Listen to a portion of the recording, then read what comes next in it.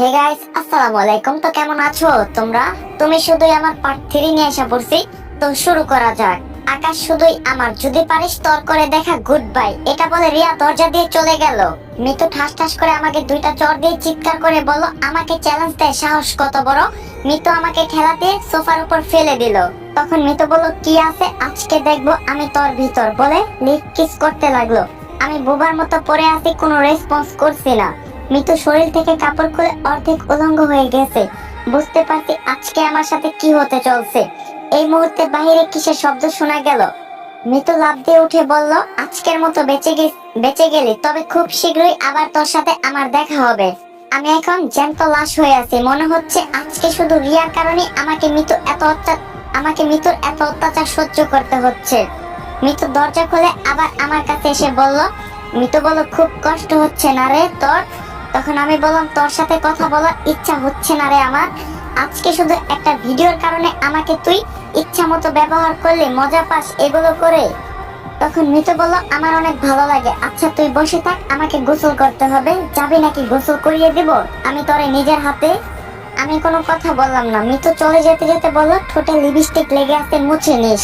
একটু পরে অনুষ্ঠান শুরু হলো। আজকে 2টা এঙ্গেজমেন্ট একসাথে হবে। নামি দামি অনেক ব্যক্তি এসে ভরে গেছে কিছুক্ষণের ভিতর। আমি একটা ছেলেকে ডাক দিয়ে বললাম, মামা, স্বরাষ্ট্রমন্ত্রীর ছেলে মেয়ে কয়জন? ছেলেটা বলল, একটা ছেলে আর একটা মেয়ে। ওই যে দেখছেন না, ওরা ওর বাবা মার সাথে বসে আছে। তখন আমি বললাম, ধন্যবাদ ভাই। একটা হাসি দিয়ে সামনে এগোতে লাগলাম। স্বরাষ্ট্রমন্ত্রীর সামনে গিয়ে সালাম দিলাম। ভালো আছেন আঙ্কেল? আমার বাবার নাম কামাল। বাবা ভালো আছি। তুমি কামালের ছেলে না? আমি বললাম, জি আঙ্কেল। ভাইকে দেখতে পাচ্ছি না, হয়তো আশেপাশে কারোর সাথে কথা বলছে। আমি বললাম, আন্টি আপনি ভালো আছেন? তখন আন্টি বলল, বাবা। আমি বললাম, আঙ্কেল যদি কিছু মনে না করেন, আমি আপনার মেয়ের সাথে একটু কথা বলতে পারি? এই বলতে মেয়েটা আমার দিকে তাকিয়ে দেখলো। আরে কেন নয়, ও এমনি বসে বোরিং হচ্ছে, এক টাচ কর, ওকে সবকিছু ঘুরিয়ে দেখিয়ে আন। তখন আমি বললাম, জি আঙ্কেল, আপু আসেন আমার সাথে। দূর থেকে দেখি মিতু আমার দিকে বড় বড় চোখে তাকিয়ে আছে। মনে মনে বললাম, খেলা তুই খেলতে পারিস না, শুধু আমিও একটু খেলি, ফাঁকা মাঠে গোল দিবি কেন? তখন আমি বললাম, আপনার নামটা জানতে পারি? কেন নয়, আমার নাম তুবা। এখন আমি বললাম, অনেক সুন্দর নাম, চলেন ওই দিকে বসি। তবে আমার কথায় ভুল হলে মাফ করবেন, আপনি স্বরাষ্ট্রমন্ত্রীর মেয়ে আর আমি সাধারণ একজন ছেলে। তখন তুবা বলল, সে যাই হোক, 2 দিন পর তো আপনি আমার বেয়াই হবেন। তখন আমি বললাম, সে হয়তো, একটা কথা জানতে পারি? তখন বললাম, অবশ্যই বলেন। তখন আমি বললাম, আপনার কি কোনো বয়ফ্রেন্ড আছে? এটা বলতেই তুবা আমার দিকে বড় বড় চোখে তাকিয়ে দেখলো। তখন আমি বললাম, এভাবে তাকাবেন না, ভয় করে যদি একটু নোটিশ করেন আমার নামে সারা জীবন থানায় পড়ে পৌঁছতে হবে। তখন তুবা বলল, না সে না, এই প্রশ্ন করার সাহস আজ পর্যন্ত কারো হয় নাই, তাই একটু আজব লাগলো। আপনার ভয় করে না? আমাকে দেখে হাতে একটু ইশারা করলে আপনার লাশ মাটিতে পড়ে যাবে। তখন আমি বললাম, আসলে আপনার চেহারায় অনেক মায়া আছে, মায়াবী, আর আপনি জানি এটা করবেন না। তখন তুবা বলল, তাই নাকি? আপনার সাহস আছে বলতে হবে। তখন আমি বললাম, সাহস তো হয় না, করে নিতে হয়। আপনাকে দেখে এমনি আমার সাহস জন্ম দিয়ে নিছে। তখন তুবা বলল, পটানোর চেষ্টা করছেন নাকি? তখন আমি একটু ভয় পেয়ে বললাম, না মানে তখন তুবা বলল, ওই দেখেন ধান খেতে বক, আপনার নানিরে পক পক। এত ভয় পেলে কিভাবে প্রেম করবেন? হঠাৎ মিতু আমার সামনে এসে বলল, আকাশ, এই তো আম্মু তোরে ডাকছে। তখন আমি বললাম, তুই যা, দেখিস না ম্যামের সাথে কথা বলছি, চলেন ওই দিকে যাই। আমি জানি কাটা দিয়ে কাটা তুলতে হয়, মিতু ওনাকে কিছুই বলবে না, এটা আমি জানি। তাই ওকে একটু পটানোর চেষ্টা করি, দেখি সফল হই নাকি। আমি তুবাকে দিয়ে সব গেম খতম করতে চাই, তবে ওকে ভালোবাসবো না। ওই বলছি না, সময় আমারও আসবে। তখন তুবা বলল, মেয়েটা কে? আমি বললাম, আজকে ওর সাথে আমার এঙ্গেজমেন্ট হওয়ার কথা। তুবা বলল, কি? আমি বললাম, তবে হবে না। তুবা বলল, ও মা, তা আবার কেন? আমি বললাম, কাউকে পছন্দ হয়ে গেছে তাই হবে না। তুবা একটা হাসি দিয়ে বলল, জানেন বাবা মা কখনো আমাকে একা বাহিরে হতে দেয় না, সবসময় সাথে বডিগার্ড থাকে, কিন্তু আজকে একটু ভালো লাগছে আপনার সাথে ঘুরতে। তখন আমি বললাম, আমি জানতাম না যে হঠাৎ করে আমার একজনকে পছন্দ হয়ে যাবে, যদি আপনি বলেন তো। তখন তুবা বলল, কি বলবো? অনেক সাহস বেড়ে গেছে আপনার। তখন আমি বললাম, বিশ্বাস করেন আমার কাছে এত সময় নেই, একটু চিন্তা করে দেখবেন, আমি থাকলে আপনার কোনো বডিগার্ড লাগবে না। কথা কথায় আছে না, গরিবের ভালোবাসা কিন্তু সুন্দর, আর বড়লোকদের শুধু চিন্তা আর চিন্তা, কখন কি হয়। তখন তুবা বলল, এই আপনি আমাকে কি বোঝাতে চান? হ্যাঁ।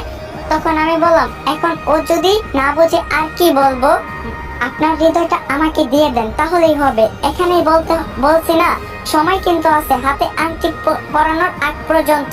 হঠাৎ রিয়া এসে বলল, আপু ভালো আছেন? তোবা বলল, আরে ভাবি আপনি এখানে? তখন রিয়া বলল, না আপনাকে দেখতে আসছি। ভাইয়া একটু এদিকে আসবি, কিছু কথা ছিল তোর সাথে। তখন আমি বললাম, সরি রে, সময় নেই। তোবা চল ওইদিকে যাই। রাগে রিয়ার মুখটা লাল হয়ে আছে বুঝলাম, তবে তোবার সামনে ভাইয়া ডাকলো, নইলে কি যে ডাকতো বাবা। তখন তোবা বলল, আপনার বোনকে ইগনোর করলেন কেন?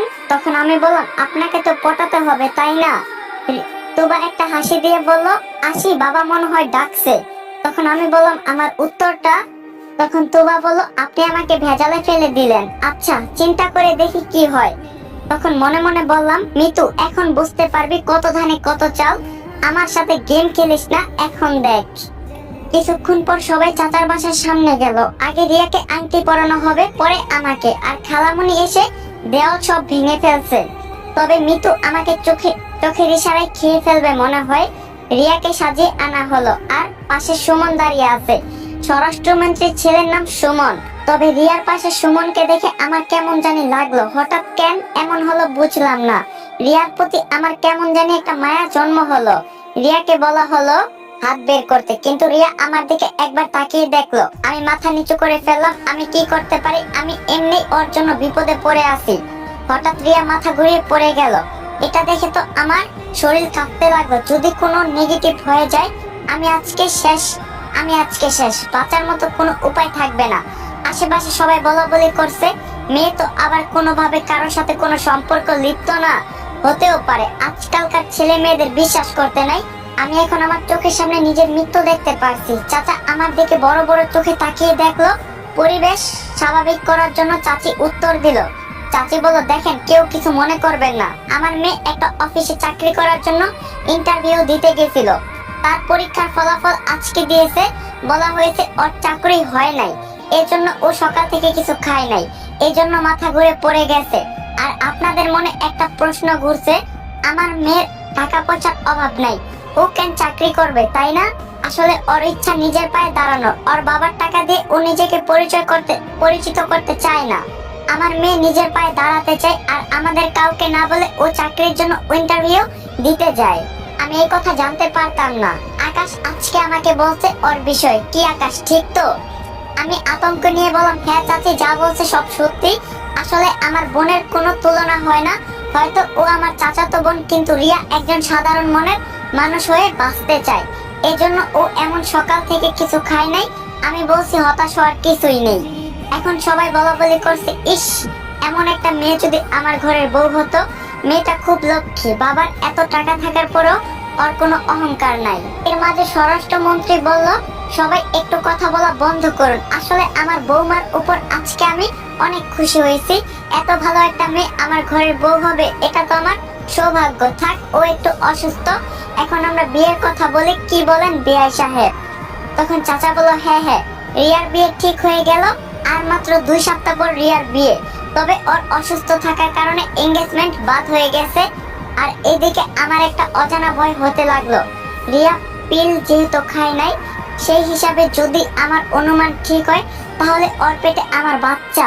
না, হে উপরওয়ালা, আমাকে তুমি রক্ষা কর। না জানি কি বিপদে আমি ফেসে গেছি। আমার কারণে রিয়ার জীবনটা নষ্ট হয়ে যাবে, আমি এটা চাই না। মিতু আমার হাত ধরে বলল, চলো বেবি, সবাই আমাদের জন্য অপেক্ষা করছে। তুই ভাবিস না, রিয়ার মতো তুইও বেঁচে যাবি আমি থাকতে।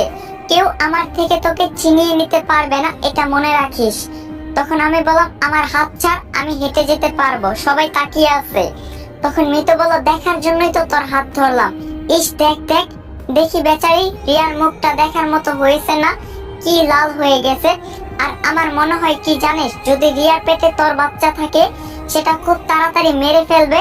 আমার মামা মেরে ফেলবে, তোকে এসব নিয়ে চিন্তা করতে হবে না।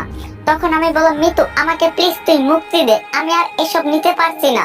তখন খালামণি বলল, কি রে, কই তোরা, তাড়াতাড়ি আয়। তখন মিতু বলল, আসছে আম্মু।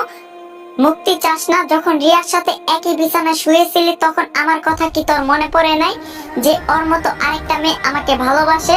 তখন আমি বললাম মানছি আমি ভুল করছি, তাই বলে তুই এভাবে আমার উপর অত্যাচার করবি? আগের দিনগুলো মনে করে দেখ কতটা সুখী ছিলাম আমরা।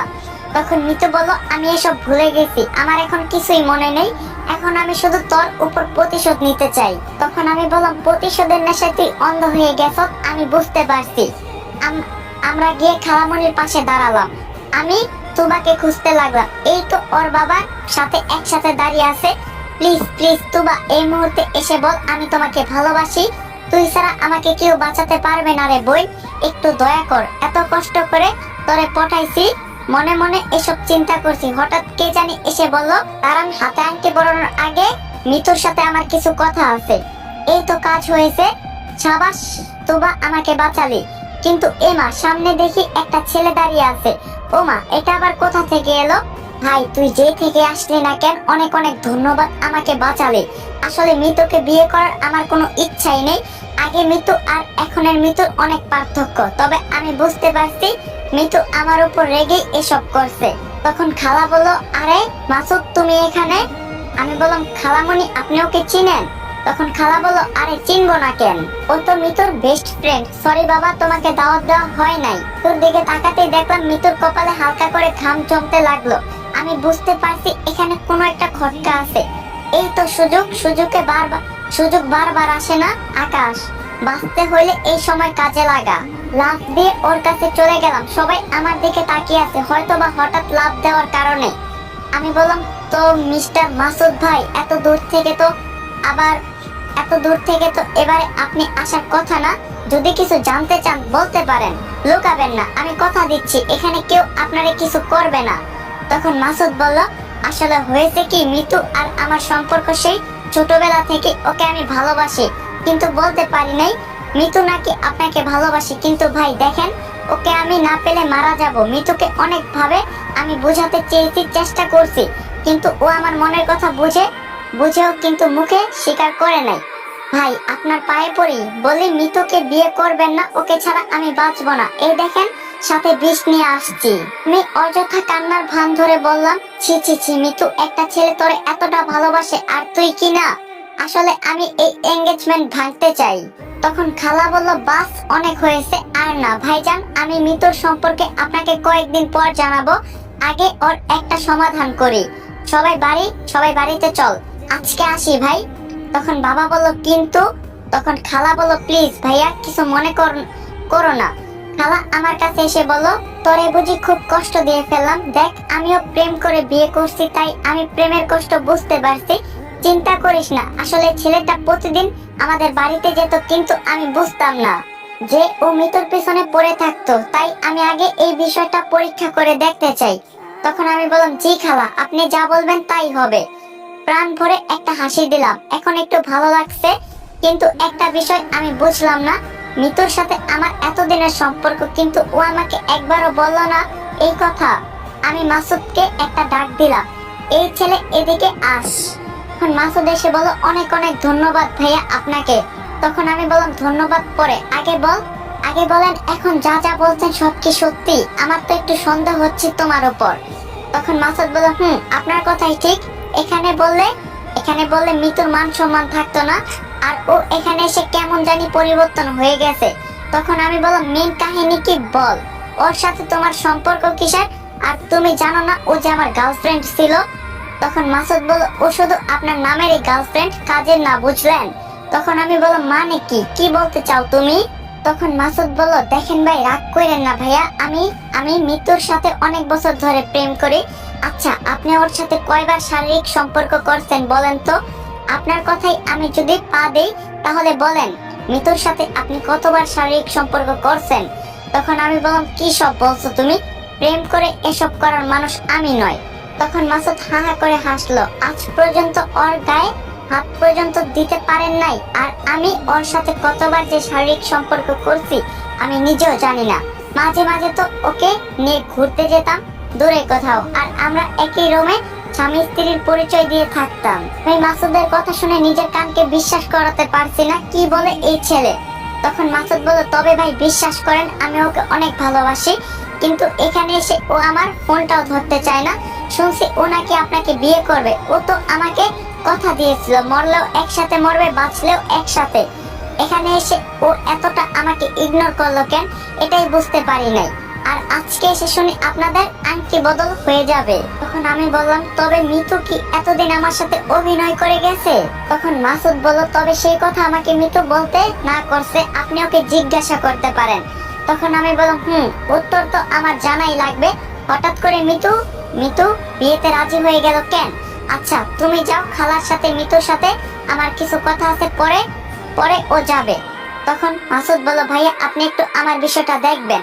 তখন আমি বললাম, ওকে যাও, চিন্তা করতে হবে না। তখন আমি খালাকে ডাক দিয়ে বললাম, মিতু পরে যাবে, তোমরা যাও, ওর সাথে আমার কিছু কথা আছে।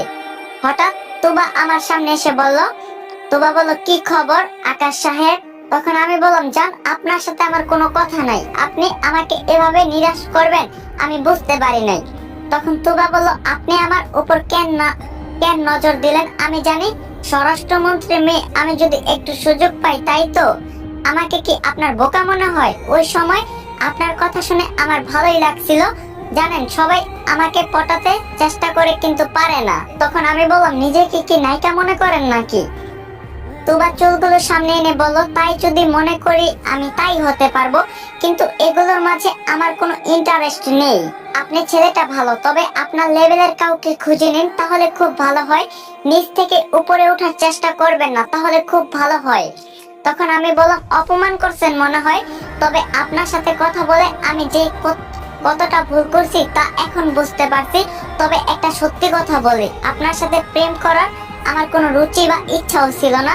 একটা বিপদে পড়ছিলাম, ভাবছিলাম আপনাকে দ্বারাই এই এঙ্গেজমেন্ট ভেঙে ফেলবো, কিন্তু এটা অটোমেটিকলি হয়ে গেছে, আপনাকে লাগে নাই। আর নিজেকে নিয়ে এত অহংকার করবেন না। আপনার পায়ের জুতোর ফিতাটা খুলে গেছে, লাগিয়ে দিব। তোবা কিছু বললো না।